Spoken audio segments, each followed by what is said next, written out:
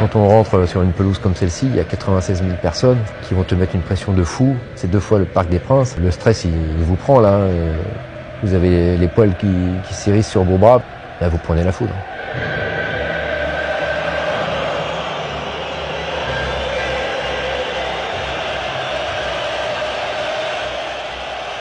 Celui qui va être au cœur des débats, c'est lui.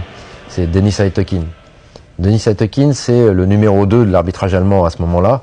Et il est appelé à remplacer Felix Britsch, qui est l'arbitre allemand le plus réputé d'Europe. Hein, c'est l'un des meilleurs arbitres du monde.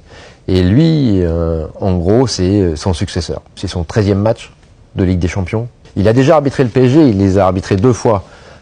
Et pour autant de victoires du PSG, 2 fois 3-0. Il n'y a pas de contentieux avec le PSG. Quand vous arbitrez un match à élimination directe, c'est que vous êtes dans le top 15 quoi, des arbitres européens. Donc lui, il rentre là-dedans. Et c'est pas un hasard si c'est son premier match et qu'on l'envoie là-dessus, c'est que pour l'UEFA, le score du match aller fait que ce match-là doit être une partie de plaisir. Donc pour eux, c'est un match test et sans risque.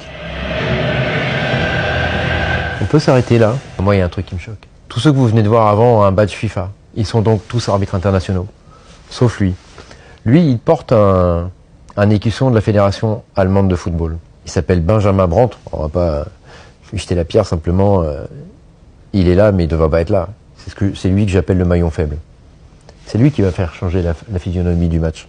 À ce moment-là de sa carrière, 16 matchs en Bundesliga et 4 matchs de Champions League, mais en tant qu'arbitre additionnel, c'est-à-dire qu'il est derrière le but et il n'a jamais pris un sifflet pour arbitrer un match de Coupe d'Europe.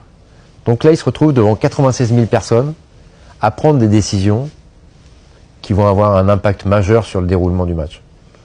Et clairement, c'est une erreur de l'avoir mis là.